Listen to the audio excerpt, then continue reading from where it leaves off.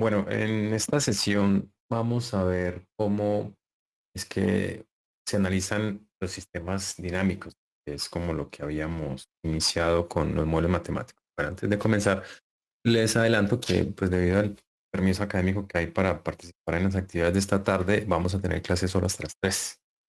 Vamos a estar concentrados durante esta hora. Bueno, entonces el panorama de la siguiente parte del curso es el siguiente.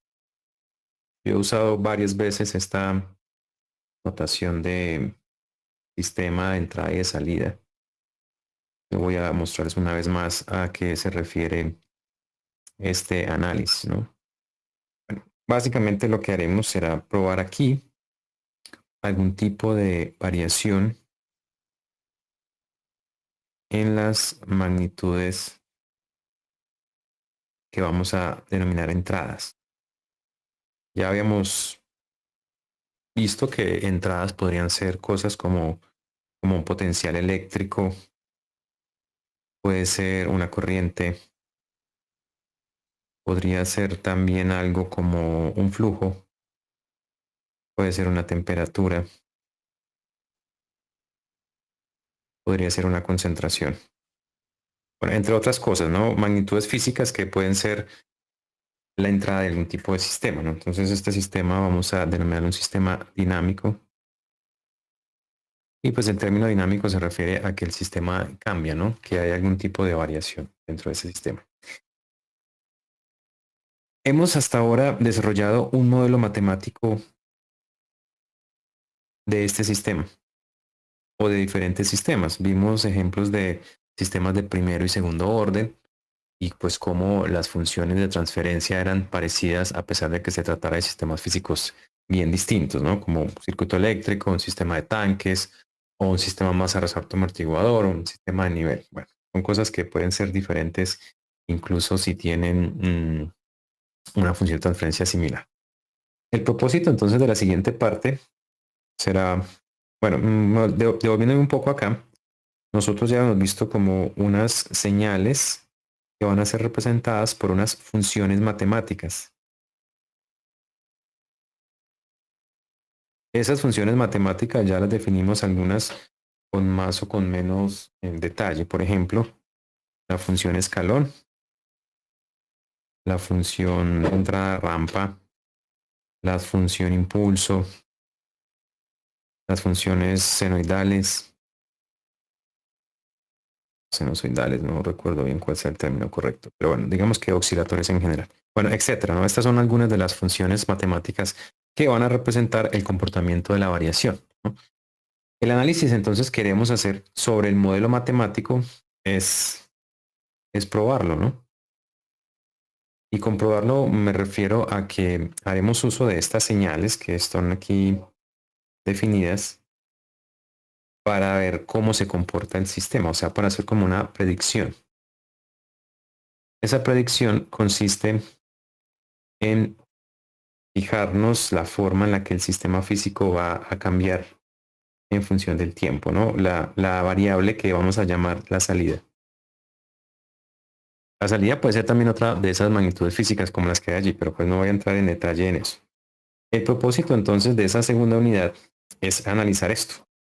Vamos a hacer un análisis de las respuestas ante diversas entradas.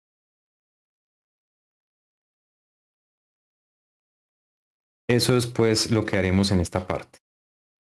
Ya en la primera parte, en el repaso matemático, vimos cómo eran estas funciones, cómo se comportaban matemáticamente, sus definiciones y vimos la transformada de Laplace de ellas, ¿no? En una, digamos, segunda parte de esa primera gran parte del curso, vimos cómo desarrollar modelos matemáticos y vimos algunas de las formas, ¿no? En las que recordamos la función de transferencia, la ecuación diferencial, el espacio de estados y los diagramas de bloques, ¿no? Estas pues son las cuatro formas que les había mostrado representar matemáticamente un sistema físico, un sistema dinámico. El acercamiento que vamos a hacer para hacer como la manipulación matemática va a ser sobre todo en esta, la función de transferencia. Aunque tiene algunas dificultades, como les mostré, que por ejemplo no sirve para representar sistemas de varias entradas y varias salidas, la función de transferencia, digamos que facilita el estudio y nos da una idea de cómo es que o cuál es la metodología para llegar a encontrar la respuesta de un sistema dinámico. Entonces, a la salida o la forma en la que esa salida se comporta, la vamos a llamar así, la respuesta del sistema. Entonces, por ejemplo, un término como respuesta escalón, lo voy a poner aquí entre comillas, el significado de esto será, digamos, cómo cambia la salida de un sistema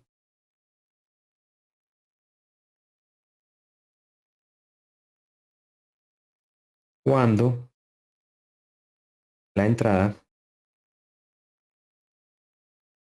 se modifica como una función escalón. Entonces, todo ese texto que acabo de copiar allí, cómo cambia la salida de un sistema cuando la entrada se modifica como una función escalón, se va a resumir simplemente en el término respuesta escalón. Significa que si la entrada es una función matemática que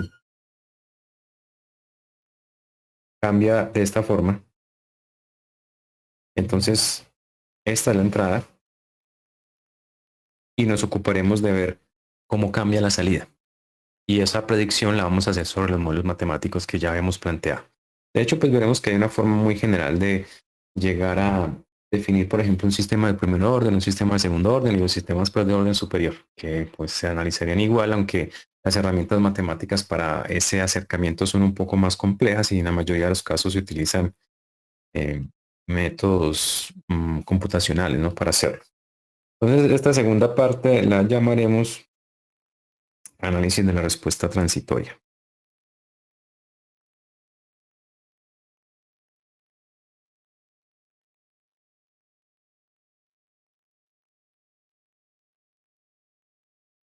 Tal vez el único término que aún no es claro allí es el término transitorio, ¿no?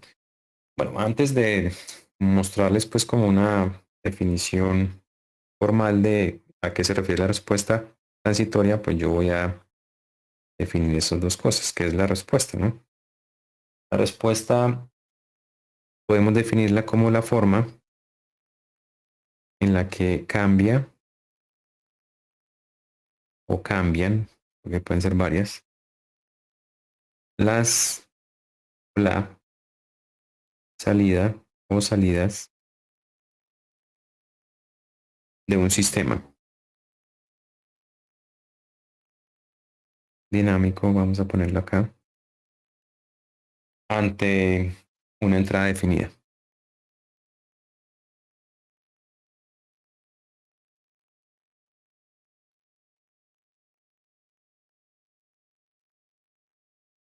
Esa sería pues la definición de lo que es la respuesta. Y el término transitorio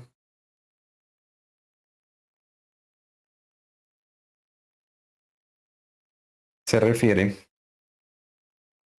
a lo que sucede inicialmente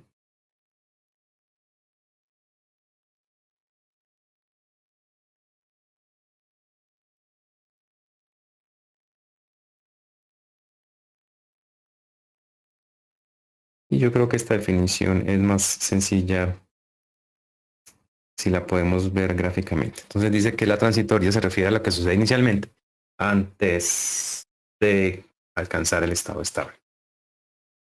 Bueno, entonces la respuesta se puede analizar más fácilmente utilizando algún tipo de gráfica que me muestre el comportamiento de esa salida.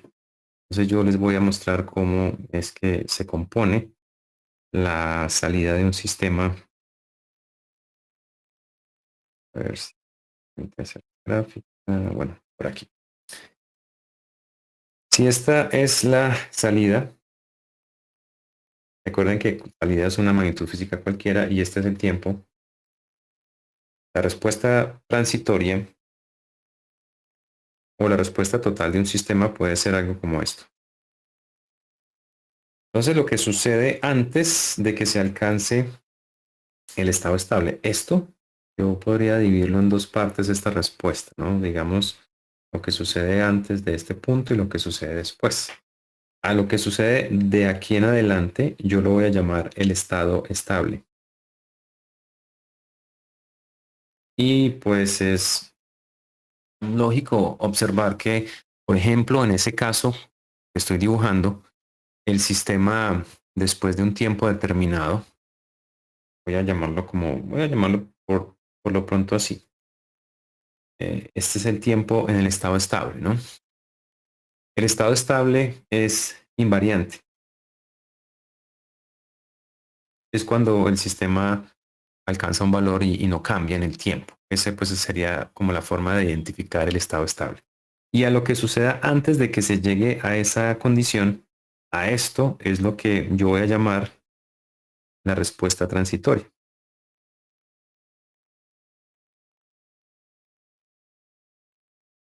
Es decir, que hay una parte que dura un tiempo relativamente corto comparado con el estado estable, lo que dura el estado estable, y eso va desde cero hasta donde se alcance ese valor.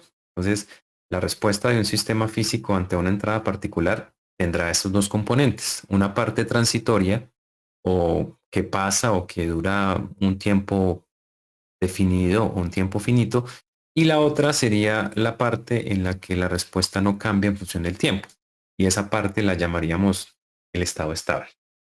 Para hacer ese análisis usaremos entonces los modelos como ya les había anticipado, y la idea es que dividamos el análisis en dos, o digamos que en varios, pero veremos que el análisis en grupos de tipos de sistema nos facilitará pues esta aproximación. Entonces iniciaremos hablando primero de los sistemas de primer orden.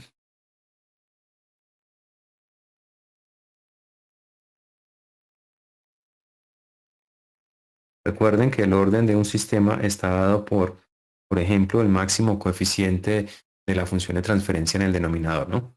O para la ecuación diferencial, el máximo grado de la derivada se encuentre en esa ecuación diferencial.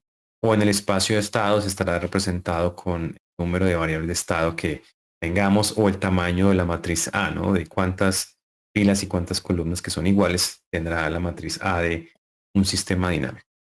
Entonces, el sistema dinámico vamos a definirlo inicialmente utilizando el enfoque de la función de transferencia. Para eso, entonces, la ecuación o digamos la forma general de un sistema de primer orden podría darse así en función de transferencia, como K sobre tau S más 1. Esa pues es la función de transferencia de un sistema de primer orden. Y pues como estamos trabajando en el dominio de Laplace, a esto de acá, la entrada, la vamos a llamar U de S. Ya hemos usado la U antes como una forma de representar la entrada de un sistema. Y a la salida vamos a llamarla en el dominio de Laplace CDS, ¿no? Seguramente después podremos hacer cambios al dominio del tiempo, ¿no? Sin problemas, de un lado hacia el otro, de la plaza el tiempo o al contrario. Entonces, esas respuestas de los sistemas de primer orden las vamos a analizar individualmente para cada uno de los tipos de entrada, ¿no? Entonces, primero vamos a ver la respuesta escalón.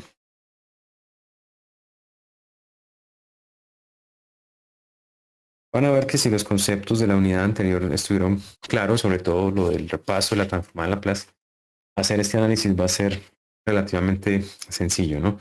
Recuerden que respuesta escalón es cuando U de t, y es en el dominio del tiempo, es un escalón unitario. Bueno, específicamente un escalón unitario.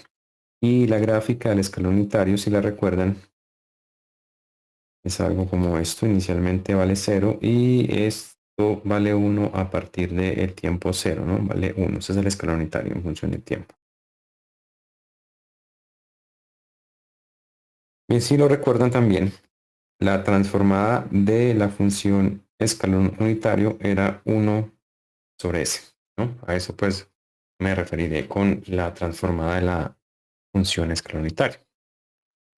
Ya pues también les había mostrado que cuando estamos en el dominio de Laplace, incluso ese era el fundamento del análisis de los diagramas de bloques o el álgebra que mostraba las operaciones de relaciones, de sumas, etcétera, que muestra un diagrama de bloques, nos decía que la salida de algo, lo recuerdan, era igual a la entrada y era una multiplicación por la función de transferencia siempre y cuando estuviéramos trabajando en el dominio de Laplace. Entonces, volviendo pues a lo que había representado originalmente, si yo tengo que mi sistema tiene esta función de transferencia y mi entrada es un escalón, o sea que es esto, pues la salida será CDS, ¿no? Y CDS, según aquí, va a ser la entrada, que es uno sobre S, por la función de transferencia del sistema. Y esa será la respuesta en el dominio de Laplace. Miren que es relativamente simple, ¿no? Es solo multiplicar la función de entrada en el dominio de Laplace por la función de transferencia del sistema y eso nos da la salida de ese sistema. Lo importante sería entonces, por ejemplo, representar ese comportamiento en el dominio del tiempo, ¿no? Entonces yo voy a hacer esto, ¿no? Voy a calcular la transformada inversa de Laplace, es decir, voy a obtener CDT, ¿no? Y después de que tenga CDT, pues yo puedo hacer algún tipo de gráfica o de descripción de cómo es que se comporta ese sistema cuando la entrada es un escalón. Recuerden que esto se obtuvo de un modelo, ¿no? Un modelo matemático. Y si el modelo es válido, entonces esa predicción de lo que dice el modelo matemático va a ser muy aproximada a lo que ocurre realmente, ¿no? A lo real. Eso pues es lo que nosotros esperaríamos, ¿no? Y la aproximación entre estos dos podemos decir que es la exactitud, que también nos dice el modelo matemático que puede predecir el comportamiento del sistema en el mundo real. Y pues ahora que tengamos una primera representación en el tiempo de esa función, yo voy a plantearles algunas situaciones que podríamos analizar para determinar si lo que se muestra en el modelo matemático y en este tratamiento matemático realmente podría pasar en el mundo real. Bien, para calcular la transformada inversa, yo podría utilizar, si quieren, la tabla, ¿no? Tal vez sea necesario hacer alguna transformación antes. Por ejemplo, yo voy a sacar esta acá y voy a dejar esto simplemente como esto, ¿no? Así. Podríamos utilizar, por ejemplo, la tabla de transformadas si queremos para tener la transformada inversa o tal vez hacer algún tipo de propiedad, ¿no? En este caso, pues no sé qué sea lo más conveniente. A ver, podríamos tratar algo como esto, ¿no? El problema que yo vería aquí en esto es que el coeficiente de la S es una Tau, ¿no? Yo necesito que no esté porque yo me sé la de, por ejemplo, uno sobre S más uno, ¿no? Que es la transformada de un exponencial, algo así, ¿no? Entonces yo lo que voy a hacer es sacar como factor común Tau. Así, ¿no? Lo voy a sacar.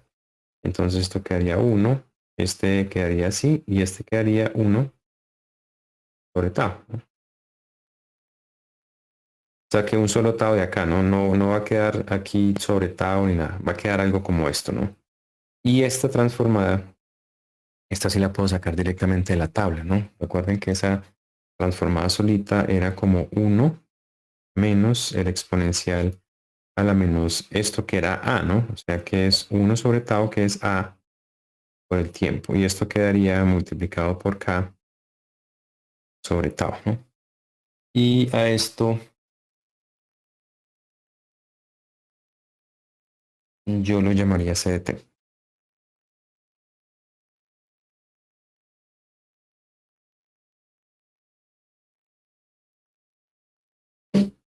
Bien, hasta ahora no se he preguntado mucho, pero quisiera preguntarle si fue clara pues la forma en la que llegué a esa respuesta. Pues de nuevo, la entrada es un escalón, multiplico por la función de transferencia, eso me da el sistema, la salida, ¿no? Esta es la función. Y bueno, voy a hacer uso de la tabla de transformadas. Tal vez todavía no estemos habituados mucho a ellas. Y quiero comprobar si realmente hice un buen trabajo a la hora de calcular la transformada inversa. A ver, tabla de transformadas de Laplace. Aquí está la plataforma. Les he sugerido que la tengan por ahí. A ver, la que sería esta, ¿no? Aquí tenemos algo como esto. ¿Sí?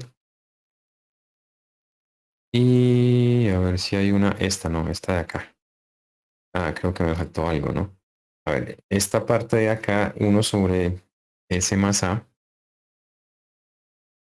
para este caso particular es uno sobre tau, ¿cierto? Sí, según lo hice acá. Y según la tabla de transformadas, es uno menos e a la menos uno sobre a por t. A vale uno sobre tau, pero es uno sobre a. Y a es uno sobre tau, o sea que me faltó eso, ¿no? Me faltó aquí decir que esto era por uno sobre a, o sea, por tau. Eso nos lleva pues a que esto se cancela, ¿no? Y la transformada sería simplemente k por uno menos e a la menos uno sobre tau por el tiempo. Así es la transformada inversa, o sea, la función del tiempo. Quisiera preguntarles si esto fue claro, si vieron bien cómo pues llegué a ese resultado y si están de acuerdo, tienen alguna duda.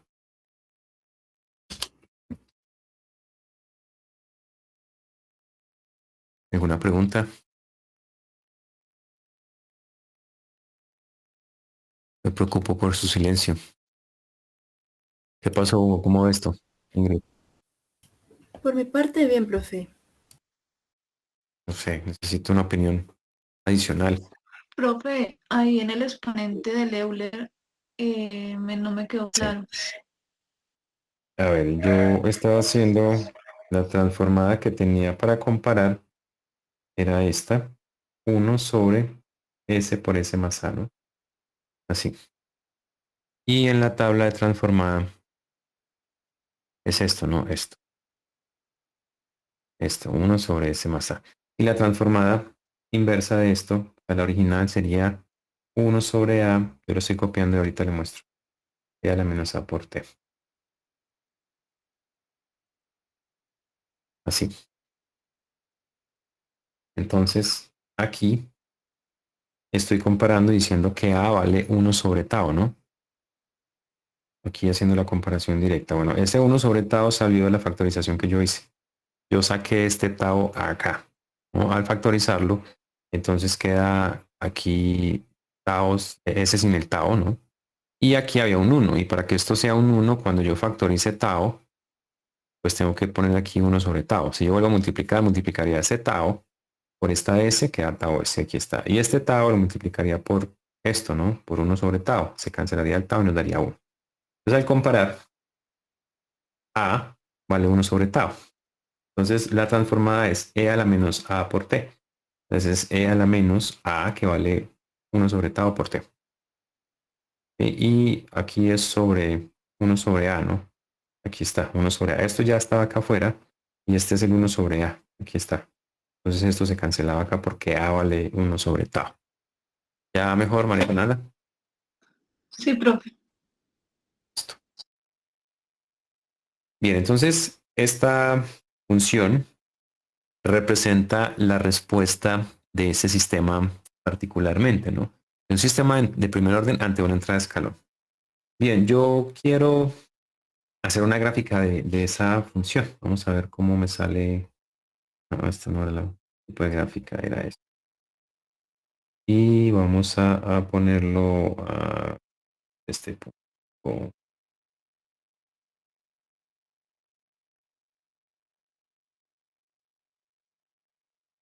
Bueno, algo así. Entonces voy a graficar C de t. Lo que yo acabo de decir que es la... Bueno, yo no creo que estos valores sean adecuados. De pronto nos confunde C1 ahora. Ahí está, ¿no? Bueno, entonces esta función es una función que, a ver, cuando el tiempo es muy grande, este exponencial, cuando el tiempo es grande, este exponencial que es negativo es grande. O sea que e a la 1 sobre algo grande, esto tiende a 0. O sea que el estado estable de esa función vale k, ¿no? Debido a que esto se hace 0 y k por 1 pues es k, ¿no? Entonces, a ver, vamos a mover esto un poquito hacia arriba para...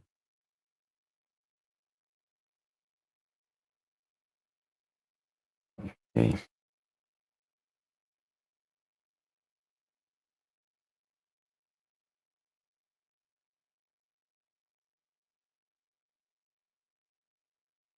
Aquí esto vale k, después de un tiempo, ¿no? Pero queremos saber qué sucede de acá a acá, ¿no? Antes, en esta parte transitoria. O sea, el estado estable, ¿cómo lo encontré? Yo podría encontrar ese estado estable como el límite cuando t tiende a infinito de c de t, ¿no? Y pues eso también lo podría haber encontrado con el teorema del valor final, ¿no? Que es similar, ¿no? Pues nos permite encontrar el valor final. Recuerden que el teorema del valor final dice que esto es igual al límite cuando s tiende a 0 de s por c de s. Entonces, si yo tengo C, pero en el dominio de Laplace, que es esta, desde acá la tenía. Yo quiero que hallemos el valor final directamente y pues rápido, ¿no? Esta S de S. Entonces, el teorema del valor final me dice, primero multiplique por S. Multiplico por S, una S acá se cancela con esta. Ya que la función que queda es esto, ¿no? K sobre tau S más 1. Y evalúo cuando S vale 0. Entonces, cuando S vale 0, esto se cancela y queda K sobre 1. O sea que el valor final es K, ¿no? En el dominio del tiempo. Y pues eso también lo podría ver de acá, ¿no? Ahora, lo que sucede antes es lo que realmente necesito evaluar, ¿no? Entonces, yo voy a darle valores, así como cuando estábamos aprendiendo por allá, algunos en el colegio, otros, digamos, en la universidad, apenas a darnos cuenta de eso, de que se hacía una tabla de datos, ¿no? Cómo se tabulaba y se graficaban los valores resultantes. Entonces, yo quiero hacer una gráfica de esto, voy a ver el tiempo y cuánto vale CDT para unos valores particulares del tiempo. Bueno, primero quisiera en cero. ¿En cero cuánto vale? Entonces en cero, e a la menos cero, no es e a la cero vale 1. Cualquier base elevada a la cero vale 1. Y 1 menos 1 es 0 por cada 0. O sea que la función vale 0. En 0, ¿no? O sea que arranca aquí. Viene aquí 0 y acá arranca, ¿no? En 0, 0. Ahí está, ¿no? Ahora, los otros valores que quisiera probar serían, por ejemplo, cuando tiempo vale un tau, una vez tau. Bueno, entonces para eso yo tengo la función que es c de t, voy a volverla a copiar, k por 1 menos e a la menos 1 sobre tau por t. Ahora yo quiero encontrar cuánto vale c de tau. Sería k por 1 menos e a la menos 1 sobre tau. ¿Y dónde está el tiempo? Pues queda tau, ¿no? Sí. Entonces esto cancela. Y c evaluado en tau valdría k por 1 menos e a la menos 1. Sí. K por 1 menos e a la menos 1. Yo quisiera que desempolvaran para sus calculadoras y me dijeran cuánto da esto, ¿no? Solamente esto. Que pues K es un valor constante que puede ser cualquier cosa. ¿Cuánto daría 1 menos e a la menos 1?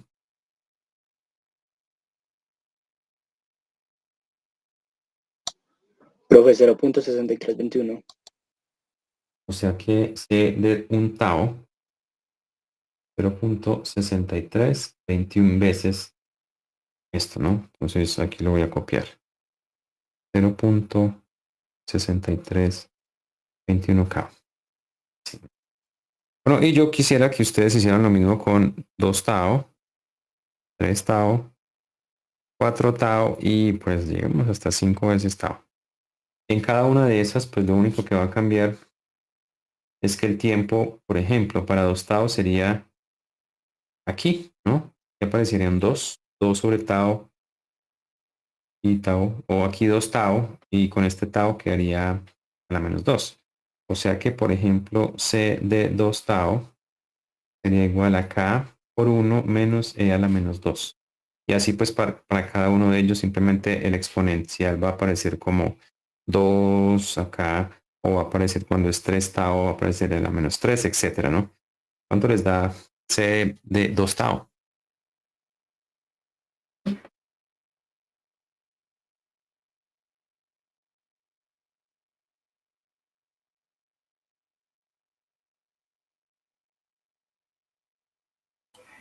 Mm, 0.8646. 8646 por K, ¿no? Y C de 3 tau sería K por 1 menos E a la menos 3. 0.9502. 9502.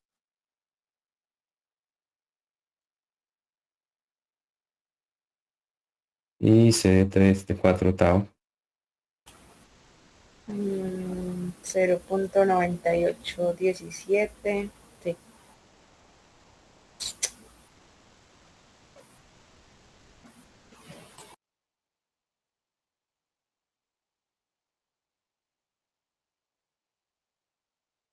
Y en 5 tau.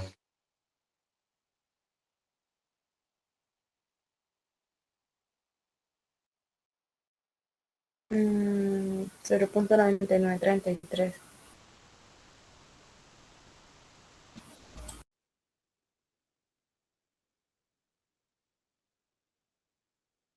Bueno, entonces, según esto, podríamos, a ver, no sé si K vale 6 cuadritos.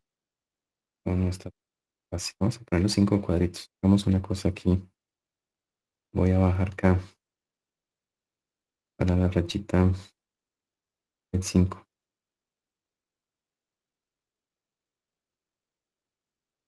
No me interesa ver si 3, 5. Acá.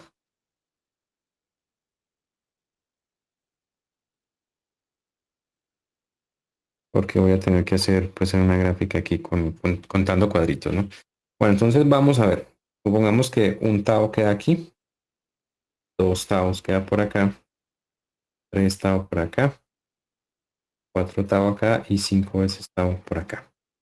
Entonces el valor sobre el que están medidos todos es K, ¿no? Por ejemplo, el primero dice que es 0.63. O sea, 6 por 5, esto da como 3 cuadritos más o menos por acá. O sea que es como por aquí, ¿no? En un tau. Este del 86.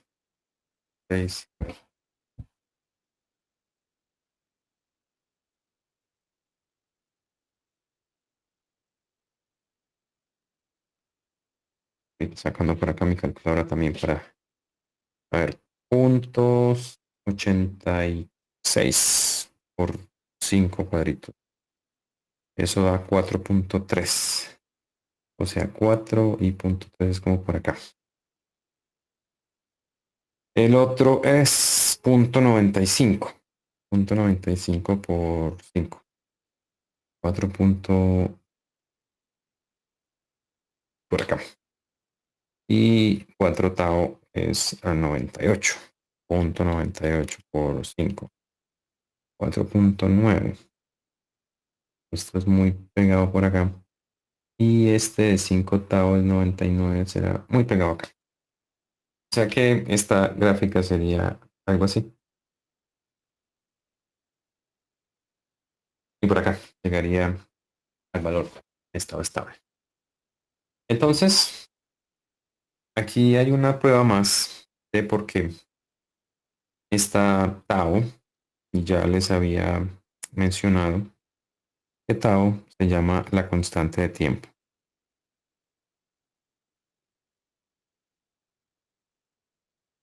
Porque determina la rapidez de la respuesta.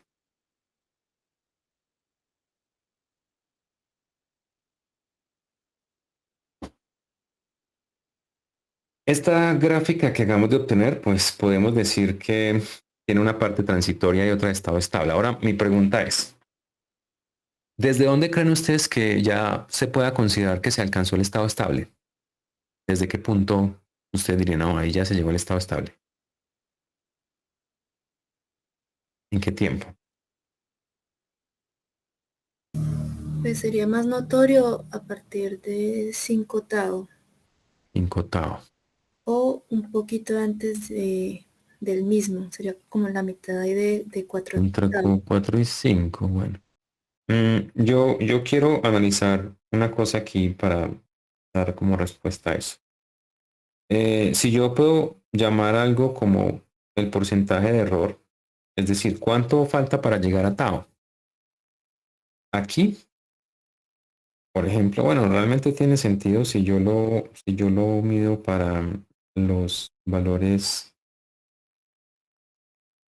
más próximos acá, ¿no? ¿Cuánto falta por llegar acá, ¿no? Para llegar acá? Pues un K sería, cierto, 1. 1 menos 0.6321. Esto significa que aquí falta el 36% más o menos para llegar acá, ¿no? Aquí faltaría 1 menos 0.8646. Esto sería 13,5%.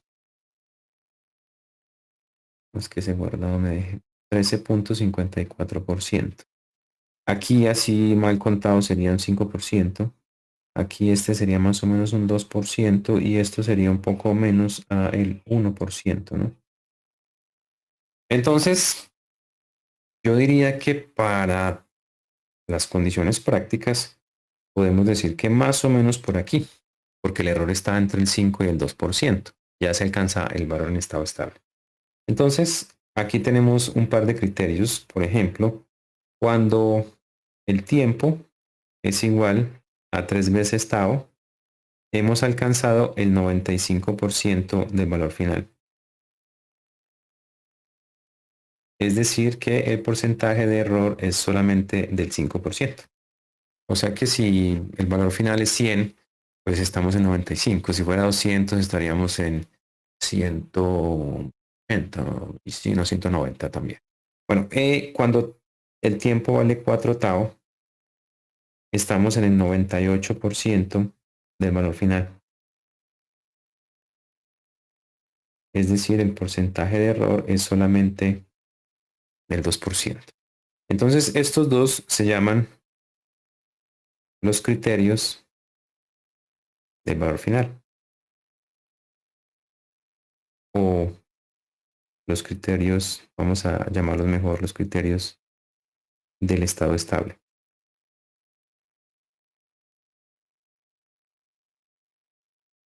Entonces podemos decir, con un 5% de error,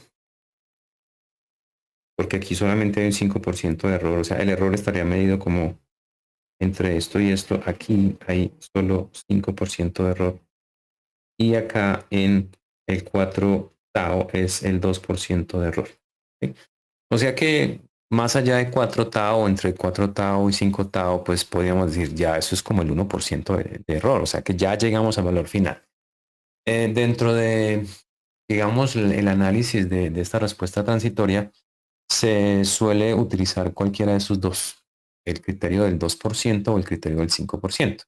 Es decir, cuando se ha alcanzado, cuando la constante de tiempo vale 3, perdón, el tiempo vale 3 veces la constante de tiempo o vale 4 veces la constante de tiempo. Ese comportamiento como exponencial amortiguado, no diría que es un exponencial que finalmente desaparece, ¿no? Porque aquí es cuando desaparece el exponencial. Aquí comienza a aumentar, pero luego comienza a disminuir se vuelve un valor constante. ¿Será que eso sí sucede en un sistema de primer orden? Yo creo que el sistema más adecuado, tal vez más intuitivo para nosotros o el más, no sé si conocido, pero el que podríamos analizar más fácilmente es un sistema de nivel. No sé si a mí era lo único que me gustaba jugar con agua cuando estaba pequeñito, pero llenar botellas o tanques o cosas como esas, pues era algo tal vez que yo consideraba divertido en su época, ¿no? Bien, ¿cómo es que podemos interpretar lo que acabamos de encontrar? Recuerden que en el sistema de nivel, la salida era la variación en la altura. Yo voy a llamarla así, HT, aunque era HT más H barra, etcétera, pero bueno, vamos a irnos en detalle, ¿no? Y el sistema estaba caracterizado por dos cosas: la resistencia de la válvula y la capacitancia, ¿no? Del tanque, que era la capacitancia, es básicamente el área del tanque, ¿no? Bueno, entonces la entrada a este sistema era el flujo, ¿no? U I de T. Bueno, y este flujo de salida era Q0 de T, que también dependía de la altura, ¿no? Ya llegamos a concluir que Q sub 0 de T no es lineal, pues se puede linealizar y es más o menos igual a una constante por H de T, ¿no? Algo así. Y esa constante pues está relacionada con la resistencia. Era la inversa de la resistencia, algo así. Bueno, entonces yo quiero que analicemos si ese sistema realmente se ve representado por lo que acabamos de obtener como ecuación, ¿no? Y sobre todo la gráfica que acabamos de hacer. Cuando yo dije que la entrada era un escalón, me refería a que la entrada que nosotros hemos considerado que es el flujo de entrada,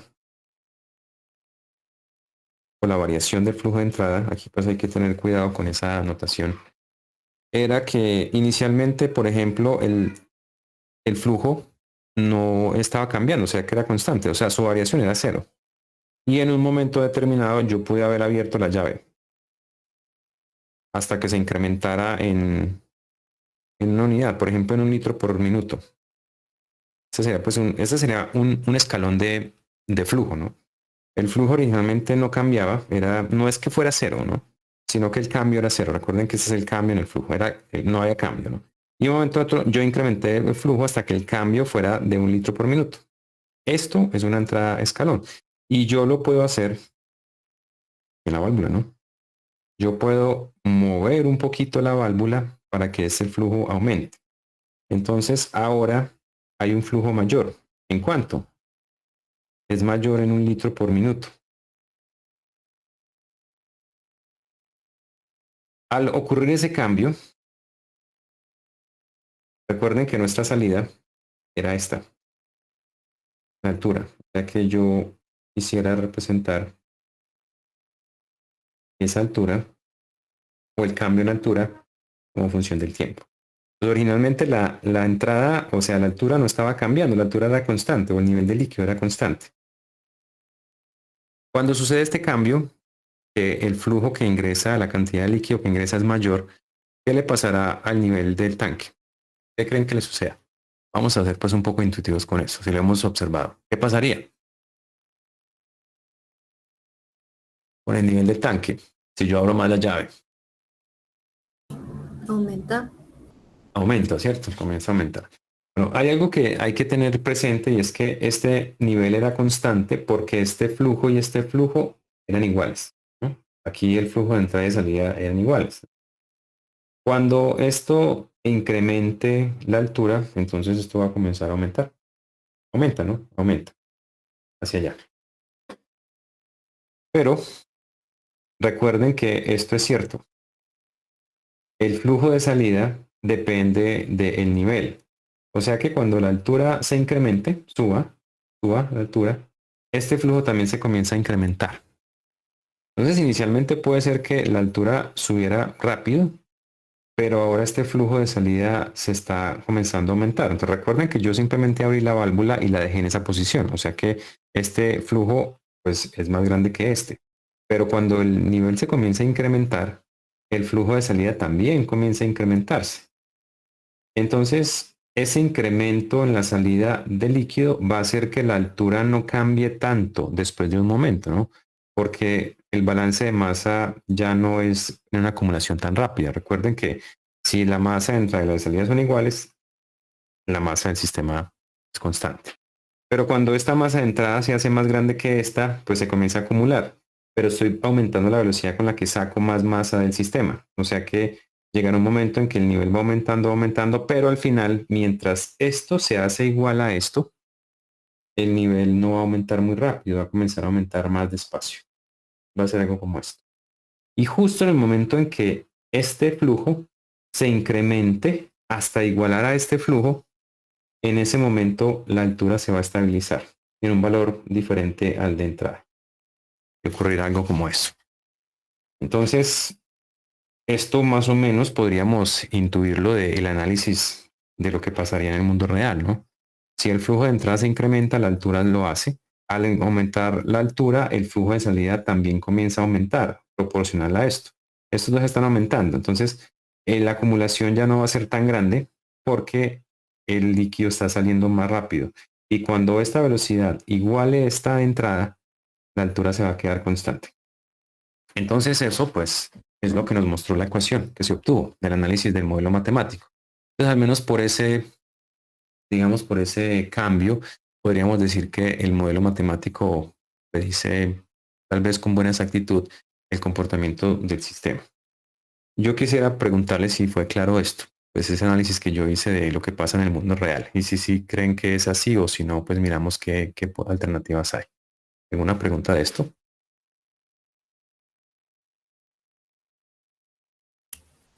Para mí sí está claro, profe, ya con la aplicación al mundo real, pues ya como no conozco mucho, no sabría bien en qué.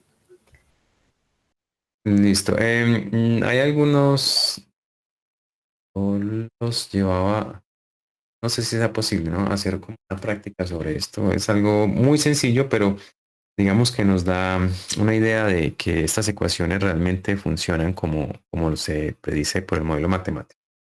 Bueno, ahora yo quiero cambiar algo de este esquema, ¿no? Yo quiero hacer un tanque más pequeñito en área. Vemos que yo tengo un tanque así, también de sección circular, si quieren, o bueno, rectangular, no importa, pero un tanque de sección más pequeña. Entonces yo a esta capacitancia voy a llamar la capacitancia 1 y a esta de acá capacitancia 2, ¿no? Y el nivel, entonces ahora sería el mismo caso, ¿no? Flujo de entrada y el flujo de salida. Pues miren que los tanques son iguales. En altura yo más o menos dibujé 5 cuadritas, si lo hice bien. Pero este tanque tiene un área transversal más pequeña. ¿Cómo creen ustedes que cambie este si también este cambia a 1 litro por minuto? Yo quise hacer el análisis o la situación sobre ese tanque que tiene un área transversal más pequeña. ¿Cómo creen ustedes que cambiaría la altura? ¿O qué diferencia fundamental creen ustedes que se presentaría?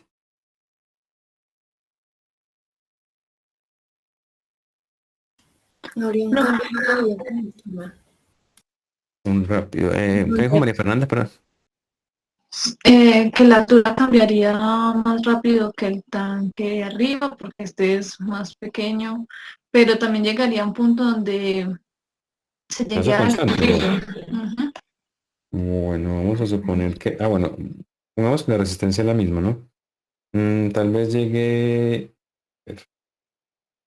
más rápido, algo así. Tal vez no, o sea, a esto se refiere María Fernanda, o sea, que llega al estado estable, pero se demora un poco menos, ¿no? Sí, no sé si eso mismo iba a decir Ingrid, ¿no? Pero hay una pregunta, ¿no sería lo contrario? Sí. A ver. mm, Les hago una pregunta. ¿Qué es más fácil llenar? ¿Un tubito que tiene 1 pulgada de diámetro o un tubo que tiene 5 pulgadas de diámetro? ¿Qué se llena más rápido? O bueno, digamos en El recipientes, son diámetro más recipientes. pequeño. El de diámetro más pequeño. No sé si Michael Steven ya ve por qué este se llama más rápido. Sí, profe, ya Claro, entendí. necesita, o mejor dicho, se llena más rápido. Entonces, ¿qué va a pasar acá? Si el nivel aumenta en la misma magnitud en ambos, este se va a comenzar a llenar. Es más, si este tanque fuera muy ancho, la velocidad con la que sube la altura es muy pequeña, ¿no? Pero si el tanque es muy estrechito, pues se va a llenar mucho más rápido, ¿no? Y al llenarse más rápido, va a subir más rápido y más rápido estos dos se van a igualar. O sea que más rápido se llega a ahora en estado estable. Recuerdan que en el sistema de nivel llegamos a una función de transferencia que era K sobre RCS más 1. O sea que la constante de tiempo depende de la resistencia y la capacitancia. Entonces, acá digamos que llegamos en 4 veces R por C1, ¿no? Y aquí también llegaríamos en 4, no, de hecho, sí, 4 por RC2, ¿sí?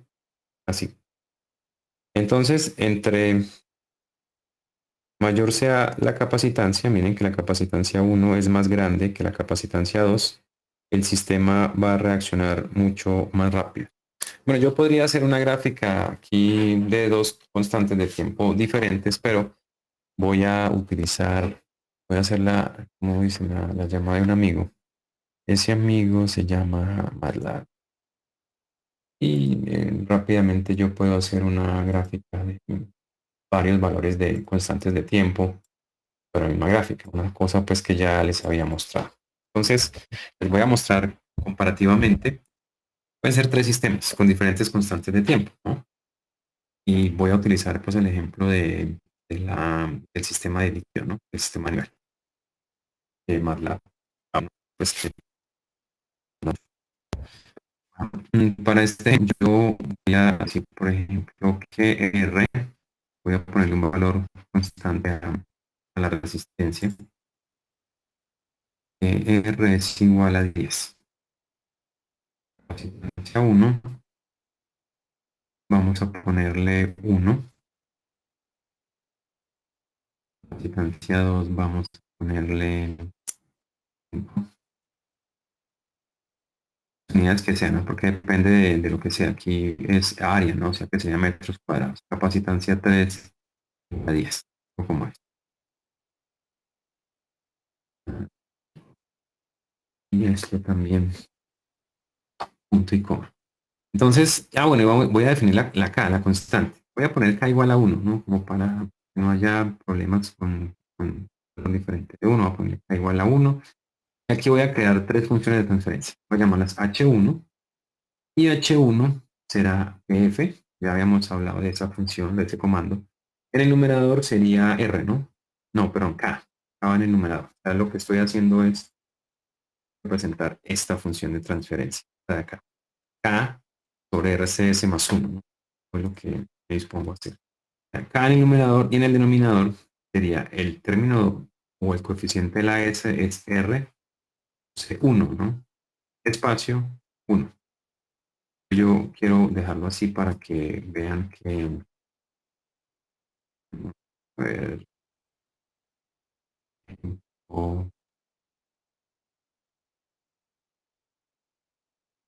entonces miren la función de transferencia H1 es 1 porque K vale 1 sobre R C1, R por C1 vale 10S, ¿no? Ahí está la función de transferencia K1.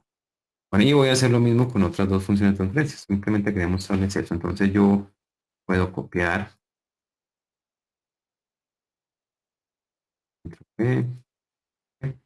y voy a cambiar esta para H2 y lo único que va a cambiar es la capacitancia del tanque. Recuerden que es la capacitancia del tanque.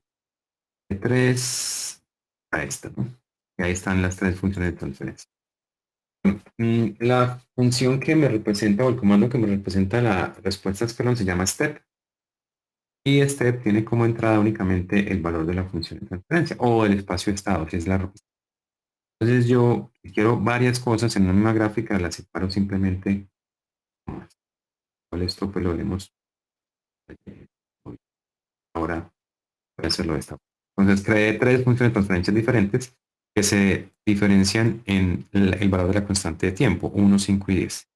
Y voy a graficar con step esto, es la respuesta. No.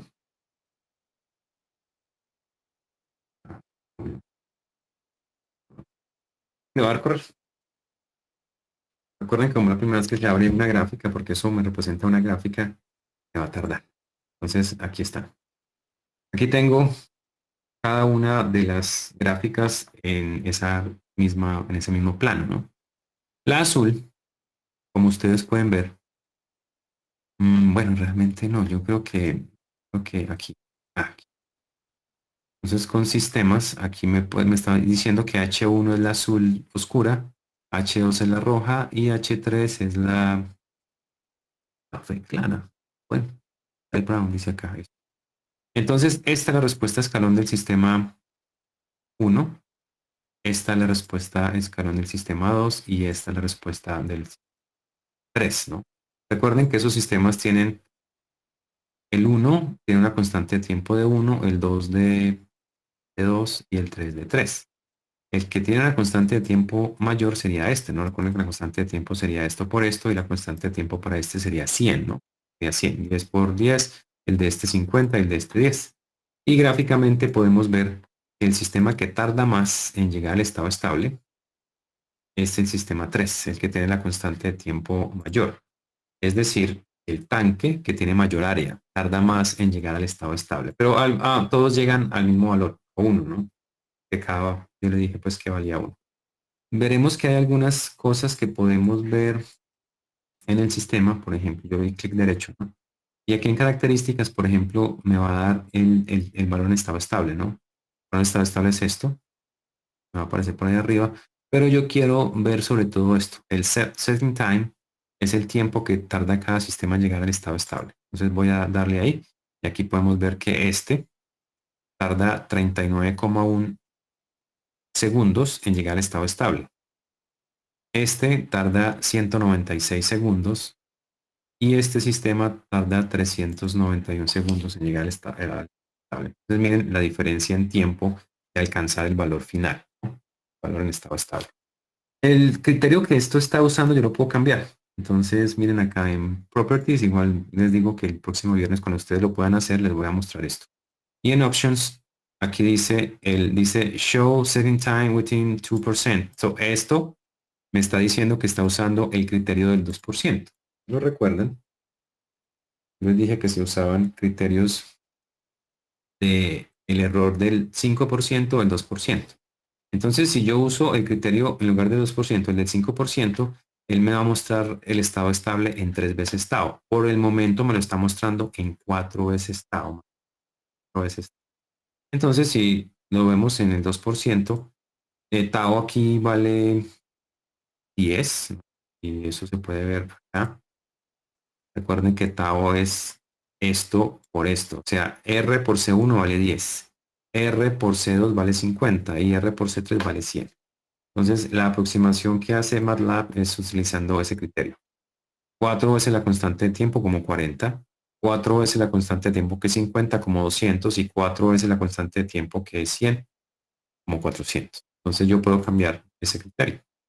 Por ejemplo, voy a cambiarlo al criterio del 5%. Seguramente llegará al estado estable mucho más rápido.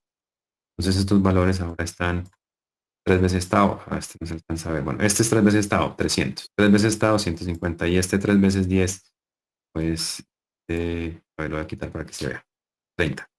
Con el criterio del 5%, el estado estable se alcanza en 3 veces la constante de tiempo, 30 para este caso.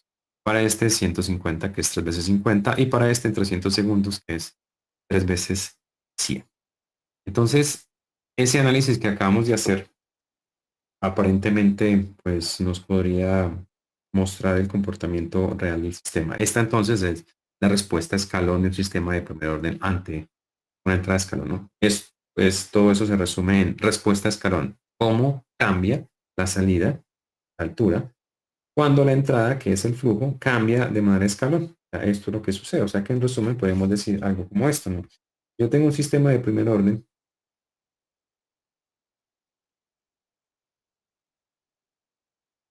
Creo que está grabando porque no me está dejando.